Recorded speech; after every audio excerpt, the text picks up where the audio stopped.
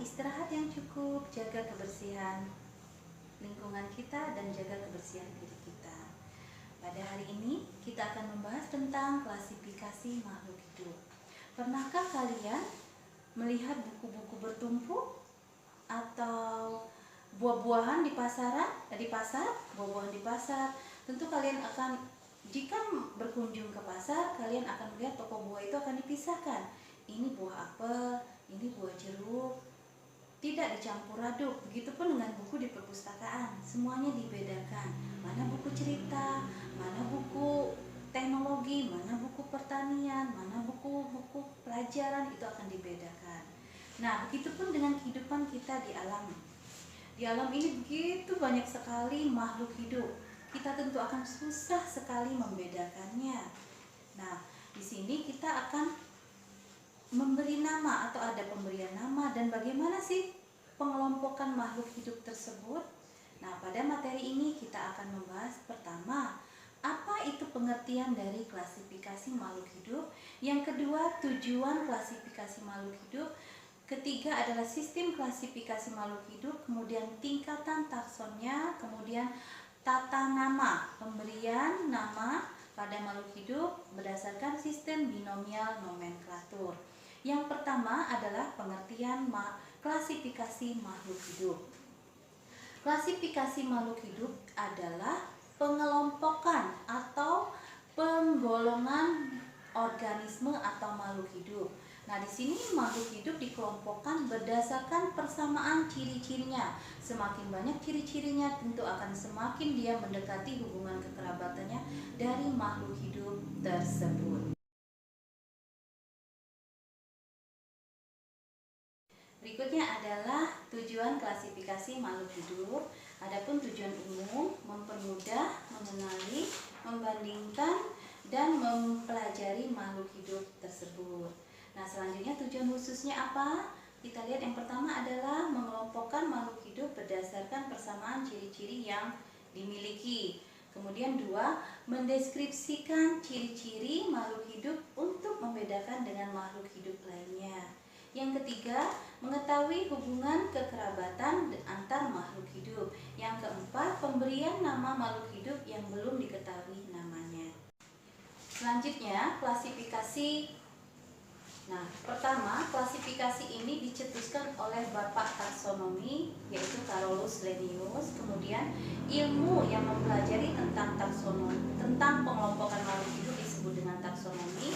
Kemudian urutan atau tingkatan pada pemberian nama itu disebut dengan takson. Dalam melakukan klasifikasi, makhluk hidup dikelompokkan dalam suatu kategori tertentu secara bertingkat. Nah, sistem klasifikasi di sini pertama adalah taksonomi. Apa itu pengertian taksonomi? Adalah ilmu yang mempelajari tentang sistem klasifikasi makhluk hidup. Dasar klasifikasi pertama adalah satu, persamaan dan perbedaan yang dimiliki. Yang kedua, ciri dan bentuk atau dalam istilahnya yaitu adalah morfologi. Yang ketiga adalah ciri organ dalam makhluk hidup atau anatomi. Kemudian empat, manfaat, ukuran tempat hidup dan cara hidup. Selanjutnya kita lihat di sini adalah tingkatan takson. Nah, tingkatan takson untuk tumbuhan dan hewan ada sedikit perbedaan. Di sini yang tumbuhan yang pertama adalah kingdom, kemudian adalah divisi, kelas, ordo, famili, genus, dan spesies. Kemudian kalau pada hewan di sini adalah kingdom, phylum, kelas, ordo, famili, genus, dan spesies. Nah, di sini kalau kita trik ya ingin menghafal urutan takson tersebut, jadi biasa kalau ibu dulu atau SMP dihafal, jadi King Dico